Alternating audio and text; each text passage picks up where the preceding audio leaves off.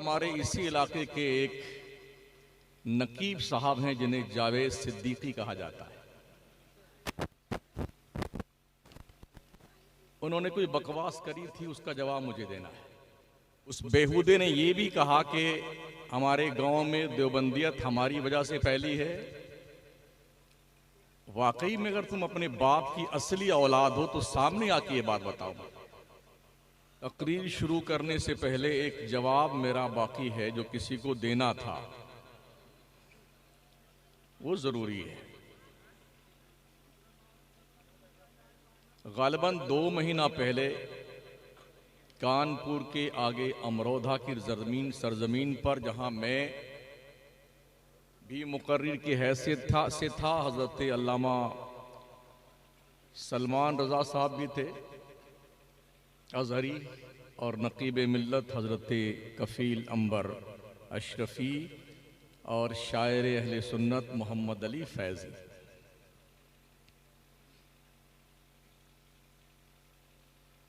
उस मौके पर जो जलसा वालों का तौर तरीका था, उस हवाले से मैंने कुछ पब्लिक को सरजनश की थी। तो उस पर हमारे इसी इलाके के एक नकीब साहब हैं जिन्हें जावेद सिद्दीकी कहा जाता है। उन्होंने कोई बकवास करी थी, उसका जवाब मुझे देना है।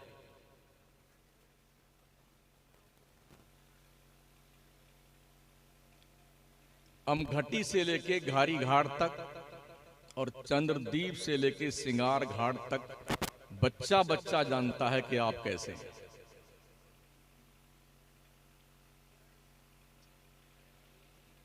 मुझे किसी के जातियात पे गुफ्तगू नहीं करनी है, सिर्फ जवाब देना है। मुझे बाद में मालूम पड़ा कि इनको मिर्ची क्यों लगी। मालूम ये हुआ कि ये नात इनकी ही बनाई हुई थी, हुजूर आपको देखना चाहता हूं। तो पहली बात तो ये मुझे मालूम पड़ी कि ये इन्हें नात पढ़नी तो आती नहीं, नात बनाना आता है। नात बना करके ये अच्छी आवाज वालों को दे करके उनसे नजराना वसूल लेते हैं, नातें अपनी बेचते हैं। ये ताजिर लोग, तो इन्हें तो हक भी नहीं बनता कुछ कहने का। दूसरी बात, जनाब ने कहा कि हमारे गांव में वो गए थे। 1 नंबर नहीं 100 नंबर झूठा आदमी मेरे गांव में कभी नहीं गया, वो कभी नहीं गया। तीसरी बात, उसने कहा हम उनके बाप दादा को जानते हैं। तू क्या, तेरा बाप दादा भी मेरे बाप दादा को जानता है। और इस इलाके में जो भी कहीं रहता है, हर एक एक दूसरे के बाप दादा को जानता है। तो इसमें कौन सी फजीलत की बात हुई कि तुम हमारे बाप दादा को जानते हो। यह भी सफेद झूठ है। जो हमारे दादा का इंतकाल हुआ था तब ये जनाब चड्ढी पहन करके घूमते थे, हमारे दादा को जानते। हाँ, इनके बाप दादा जरूर जानते हैं हमारे बाप दादा को। अल्लाह का शुक्र है कोई मंगते और फकीर खानदान के नहीं, हम जमींदार हैं, जमींदार पुश्तैनी। दर्जनों लोग पलते रहते हैं, इसलिए हमें अपने शजरे नसब पर भी नाज है, फख्र है।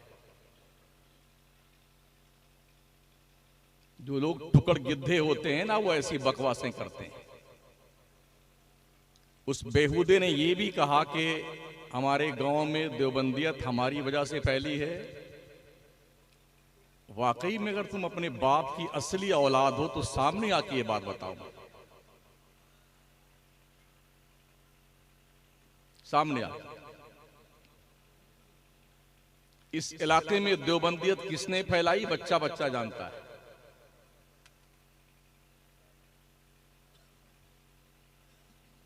चालीस साल से मैं बाहर ही रहता हूं। कभी 2 दिन के लिए घर आता हूं, कभी 3 दिन के लिए आता हूं, कभी 4 दिन के लिए, कभी 2 घंटे के लिए।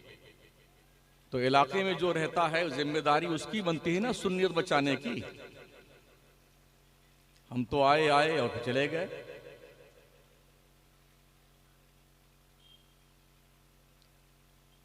उनके यहाँ शादी में ये था वो था, किसकी शादी में वहां भी नहीं आता है। एक एक को मदरजाद नंगा करके रख दूं मैं अगर अपनी असलियत पे जाऊं तो। हम अपनी शादी में, अपने बच्चों की शादी में,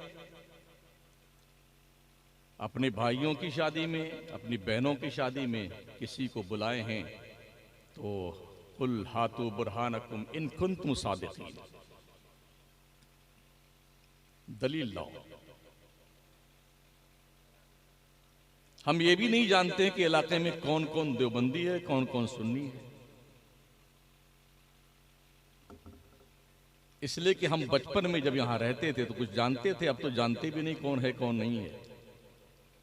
ऐसा बहुत हुआ है कि लोग बचपन में, आज के 15-20 साल पहले सुन्नी थे, अब वो देवबंदी बन गए हैं। और ये नहीं देखा गया है कि कोई भी देवबंदी सुन्नी बना हो। एक सिंपल मुझे बता दो आप,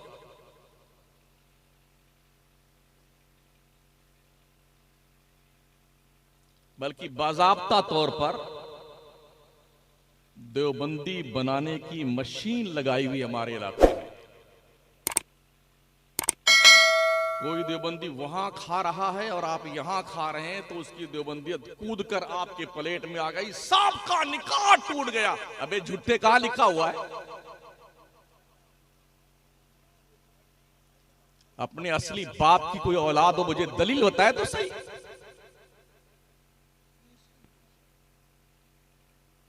किसी महफिल में वहाबी आ गया तो सब पर तौबा फर्ज है, कहां लिखा बे?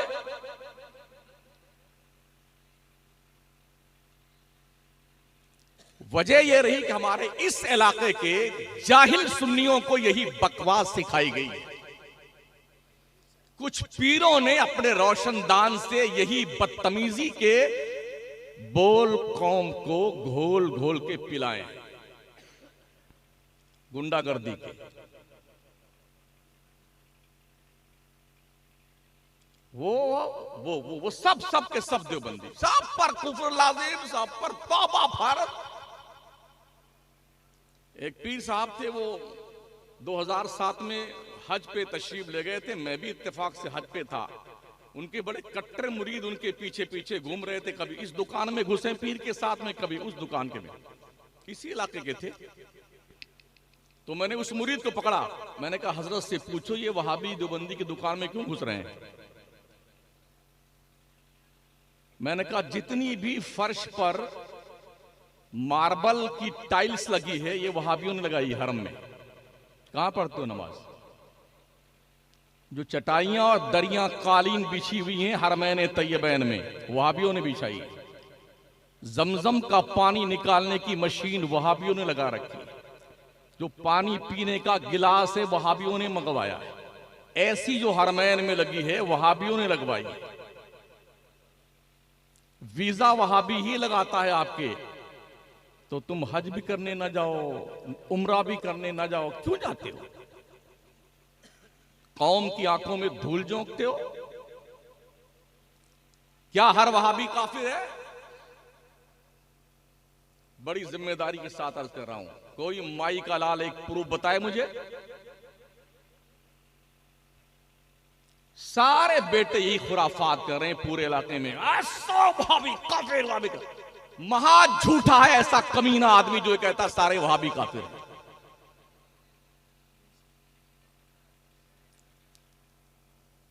किसे कहते हैं काफिर पता है तुम्हारे? वो मलायने अरबा, जिन 4 मौलवियों पर इमाम अहले सुन्नत सरकार आला हजरत ने उनके अकायदे कुफरिया कतैया की बुनियाद पर और हरमैन तैयबैन के उलमा ने मिल करके जिस पर कुफ्र के फतवे लगाए हैं वही काफिर हैं। अब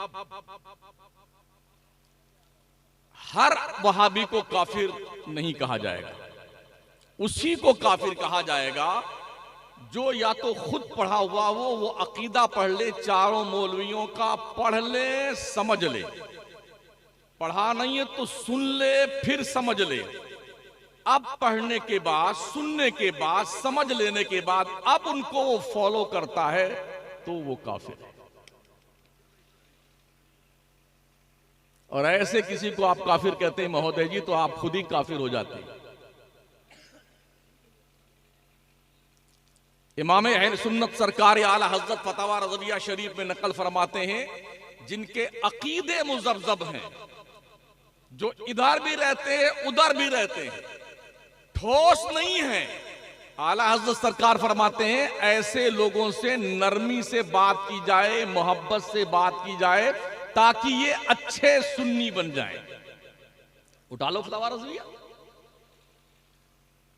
आला हज़रत सरकार फतवा रज़विया में लिखते हैं, अगर किसी शख्स ने कलमे कुफ्र बका, दो गवाहाने आदिल ने उसके कुफ्र की गवाही दी, पूछे जाने पे कायल ने अपने कुफ्र का इनकार कर दिया कि मैंने नहीं कहा है, तो उसका इनकार ही उसकी तौबा मानी जाएगी। दो गवाहाने आदिल की गवाही की कोई वैल्यू नहीं है।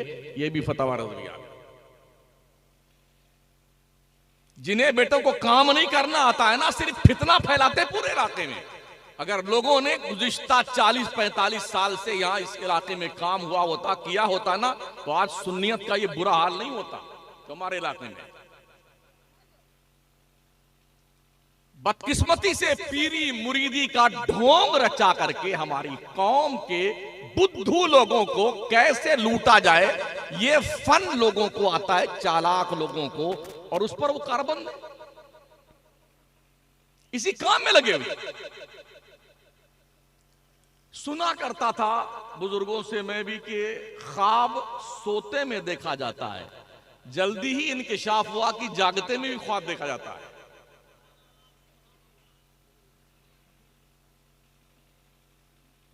मुझे डर लगता है कहीं ऐसा ना हो कि लोग अपने पीरों को खुदा लिखना शुरू कर दें। गौस, कुतुब, अब्दाल, कलंदर, मस्तान, ये फला जो चाहो बना दो, कलम अपना है, कागज अपना है, दवा अपना, जो चाहो बना दो। इसलिए कि कौम का अकीदा अल्लाह की तरफ से फेर करके पीरों और मजारों पे चादर गागर फूल की तरफ मोड़ा जा रहा है।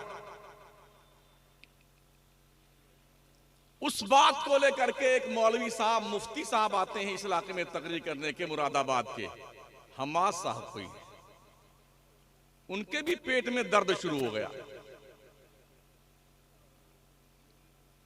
उन्होंने भी कुछ बकवास करी। मैं समझता था मुफ्ती लिखते हैं तो शायद होंगे भी मुफ्ती, मगर ये ख्याल मेरा गलत निकला। अगर मुफ्ती होते तो ला तकरबुस सलात पढ़ करके वांतुम सुकारा छोड़ के नहीं बैठ जाते। आधी अधूरी बात सुन करके किसी पर ऑब्जेक्शन करना ये पागलों और बेवकूफों का काम है। तो इसलिए बड़ी जिम्मेदारी के साथ मैं अर्ज कर रहा हूं, अल्लाह का शुक्र है पूरे मुल्क में इसी ढंग से तकरीर करता हूं, कश्मीर से लेकर कन्याकुमारी तक, और खूब एड़ियां रगड़ रगड़ करके मर गए लोग। कुछ नहीं बिगड़ा शमसुद्दीन का। मेरा रब मेरे लिए काफी, हस्बुनल्लाह व नेमल वकील, नेमल मौला व नेमल नसीर। जावेद जैसे कितने टुकड़ गिद्धे हैं ना, हमारे टुकड़ों पे पलते हैं, मकराना में भी और घर पे भी।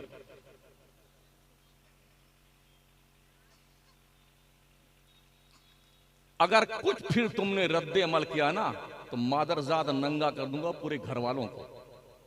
इतना ध्यान रखना बेटे।